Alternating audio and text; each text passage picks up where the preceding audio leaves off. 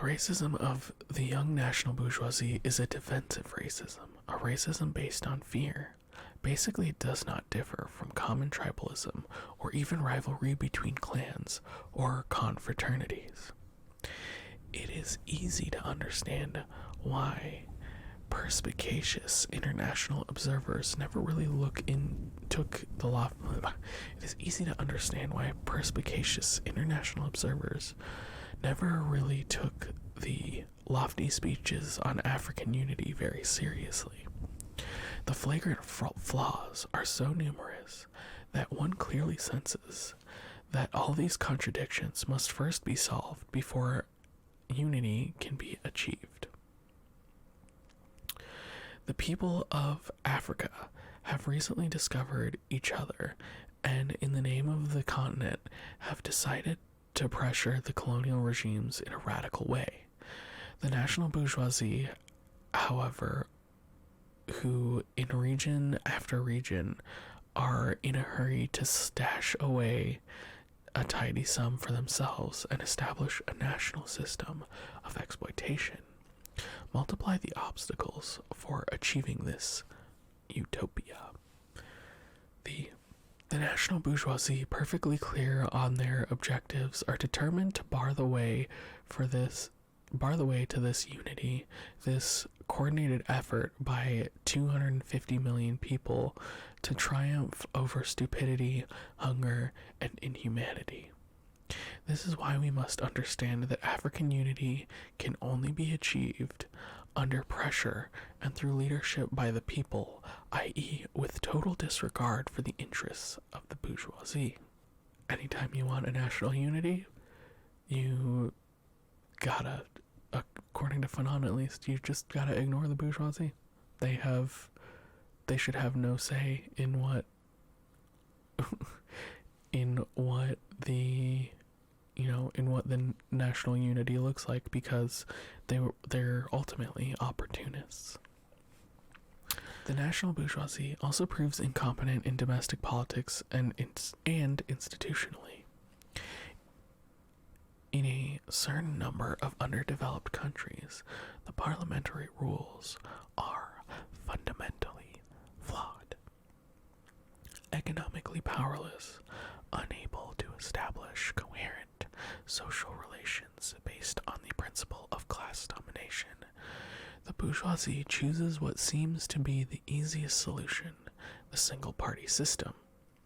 It does not possess as yet the ease of conscience and serenity that only economic power and control of the state system can give it. It does not establish a reassuring state for the citizen, but one which is troubling.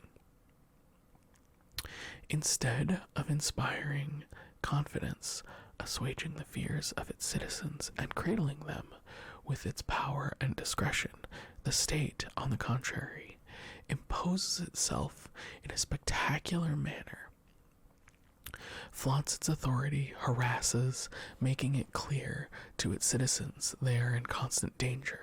The single party is the modern form of the bourgeois dictatorship, stripped of mask, makeup, and scruples, cynical in every aspect. Such dictatorship cannot, in fact, go very far. It never stops secreting its own contradiction, since the bourgeoisie does not have the economic means both to ensure its domination and to hand out a few crumbs to the rest of the country. So busy is it lining its own pockets, not only as fast as it can, but also in the most vulgar fashion. The country sinks ever deeper into stagnation.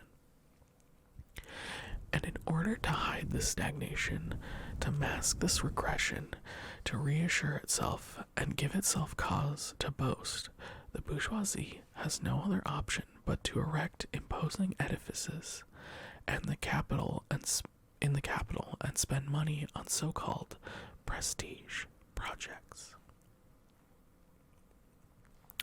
The national bourgeoisie increasingly turns its back on the interior, on the realities of a country gone to waste, and looks toward the former metropolis and the foreign capitalists who secure its services.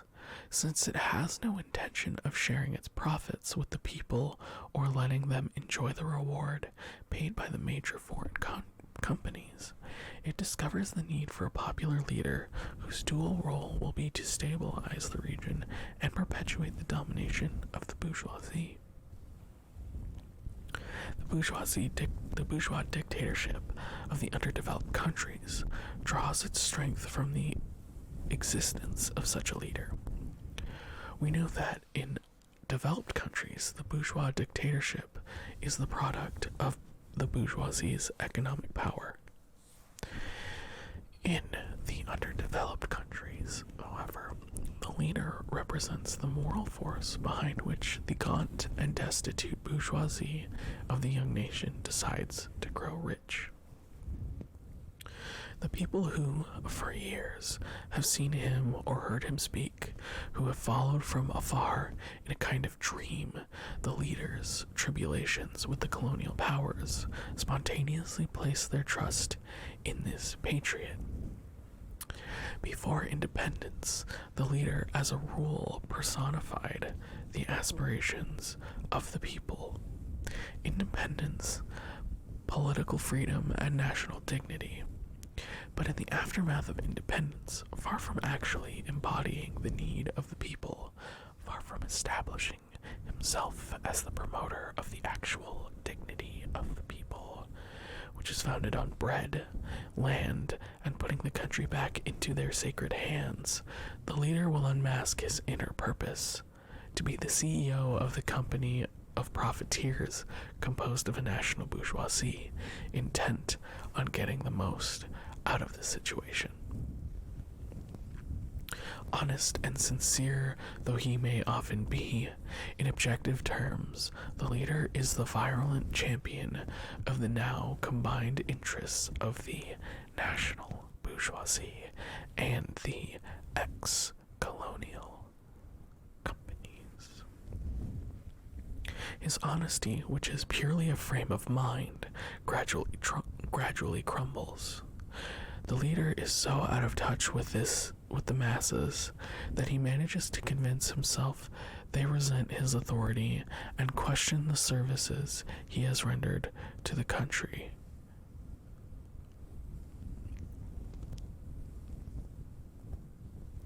The leader is a harsh judge of the ingratitude of the masses, and every day a little more resolutely sides with the exploiters.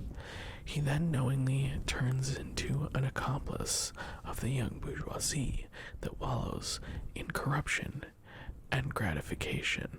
The economic channels of the young state become irreversibly mired in a neo-colonialist system. Once protected, the national economy is now literally state-controlled. The budget is funded by loans and donations.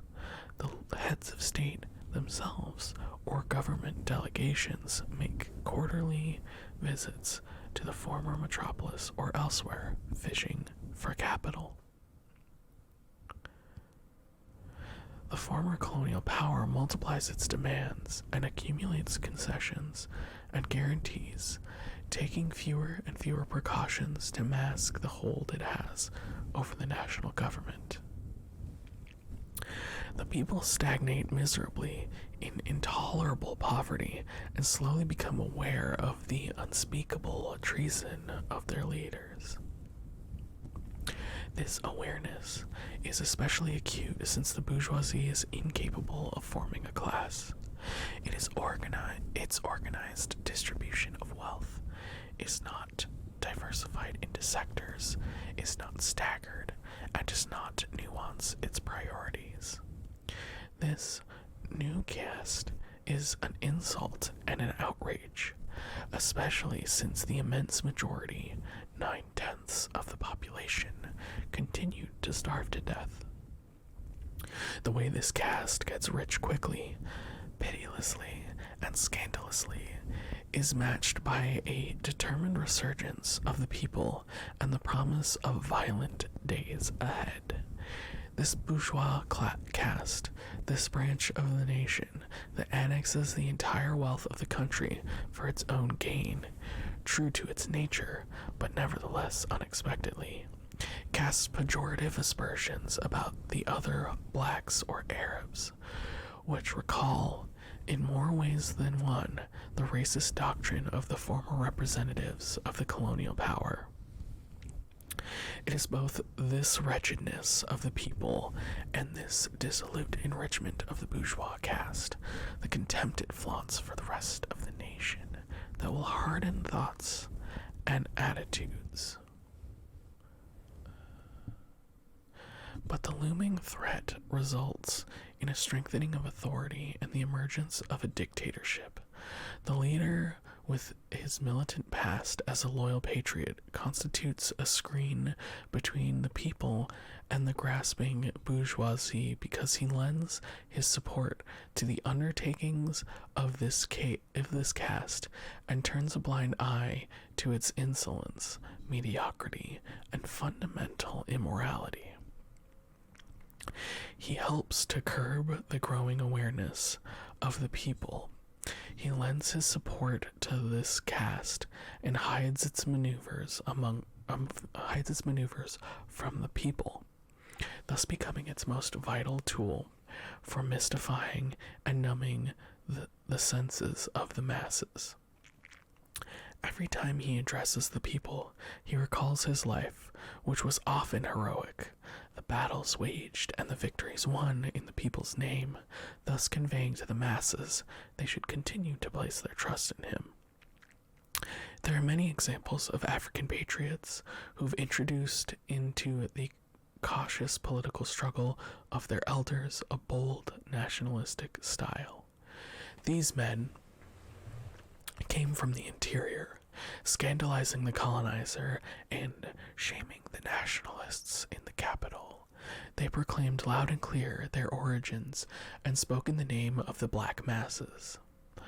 These men who have praised the race, who are not ashamed of the past, its debasement and cannibalism, today find themselves, alas, heading a team that turns its back on the interior and proclaims that the vocation of the people is to fall in line always and forever.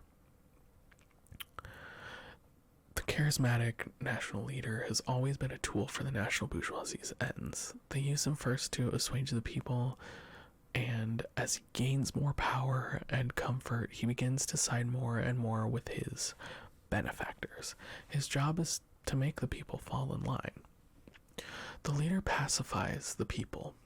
Years after independence, incapable of offering the people anything of substance, incapable of actually opening up their future, of launching the people into the task of national building, into the task of nation building, and hence their own development, the leader can be heard churning out the history of independence and recalling the united front of the liberation struggle.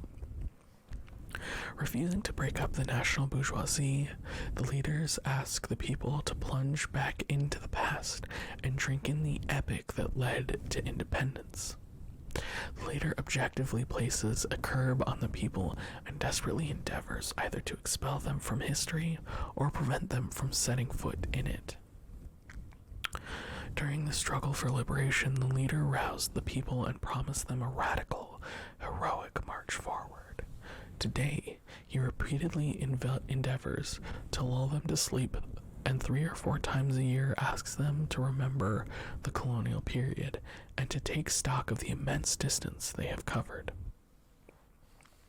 We must point out, however, that the masses are quite incapable of appreciating the immense distance they have covered. The peasant who continues to scratch a living from the soil, the unemployed who never find a job, are never really convinced that their lives have changed. Despite the festivities and the flags, however new they might be, no matter how hard the bourgeoisie in power tries to prove it, the masses never manage to delude themselves. The masses are hungry, and the police commissioners, now Africans, are not particularly reassuring. The masses begin to keep their distance, to turn their backs on and lose interest in this nation which excludes them.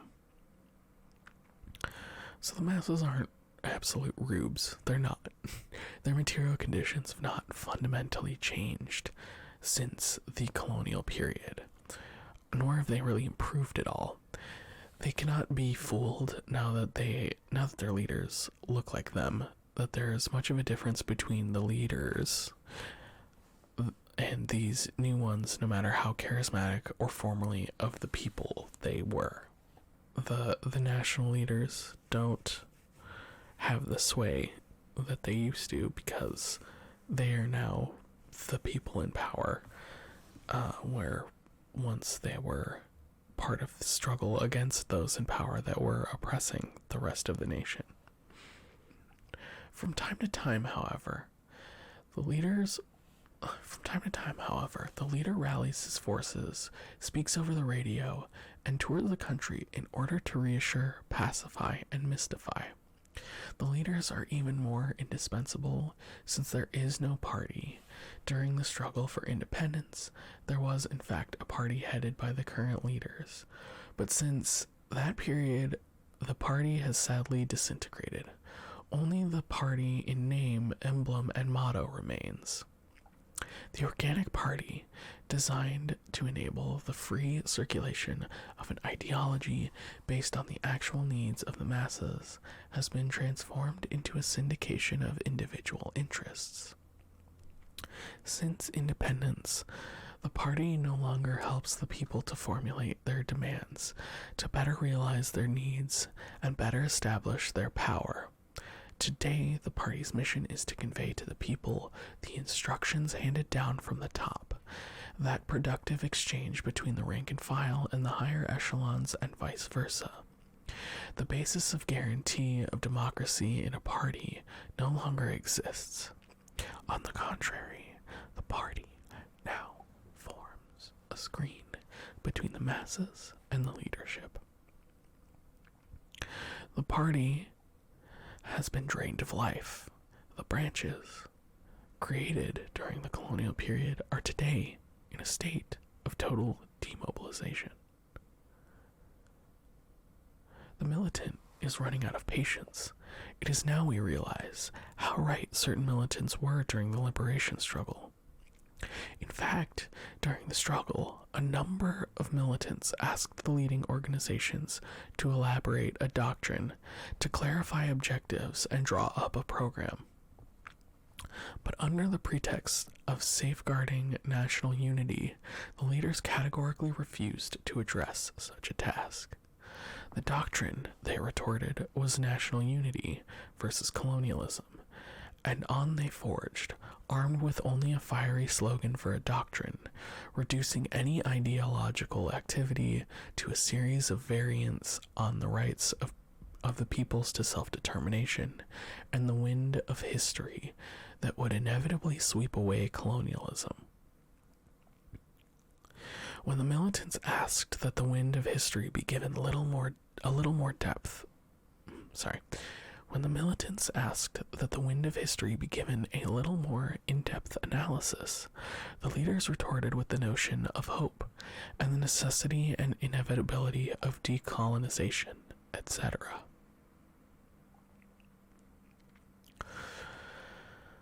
The notions of hope and vague self-determination can't replace an ideological or theoretical framework. They become empty signifiers in the mouths of national leaders, as the only thing they really wish to do is enrich themselves and their friends, families, etc.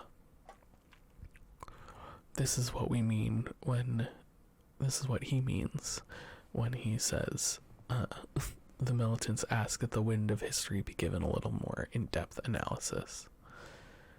After independence, the party sinks into a profound lethargy.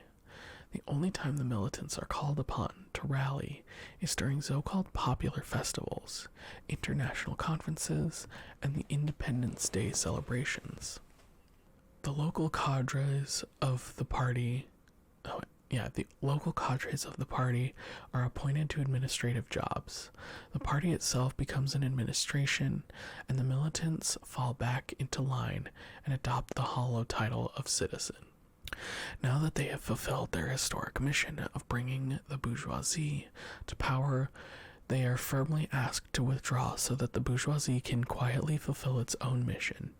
We have seen, however, that the national bourgeoisie of the underdeveloped countries is incapable of fulfilling any kind of mission. After a few years, the disintegration of the party becomes clear, and any observer, however superficial, can see for himself that the only role of the former party, now reduced to a skeleton, is to immobilize the people. The very same party which, during the liberation struggle, became the focus of the entire nation, now decomposes. The current behavior of the intellectual who, on the eve of independence,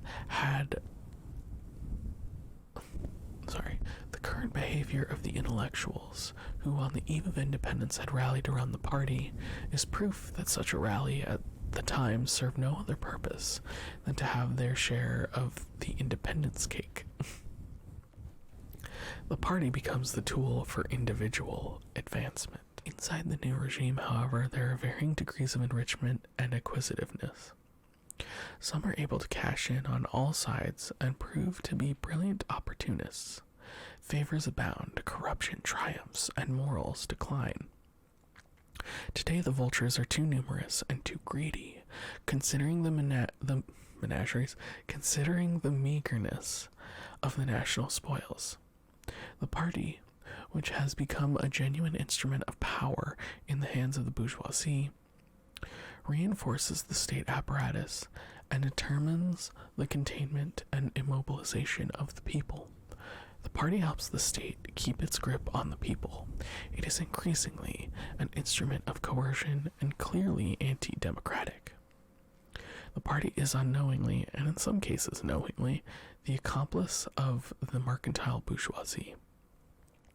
Just as the national bourgeoisie sidesteps its formative phase to revel in materialism, likewise at the institutional level, it skips the parliamentary phase and chooses a national socialist type dictatorship.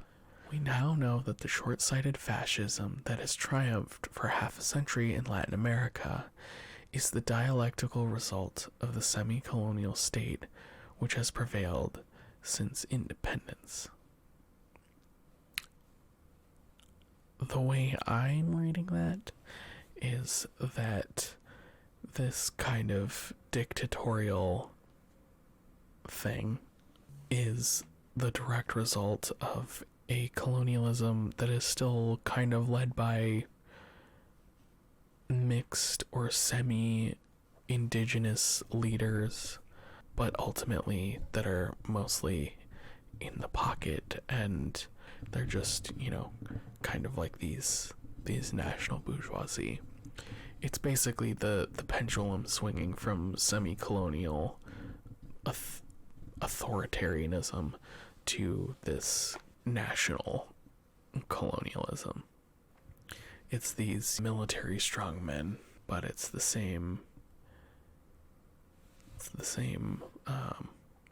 type of thing that we see all over the place, but particularly happens in Latin America, and was basically perfected by in Indonesia, not by Indonesia, but perfected in Indonesia, which is what Vincent Bevins' book, which I would like to read at some point for stream, is all about, although it's a very long book, but it's very good, very depressing, but also super worthwhile in understanding how U.S.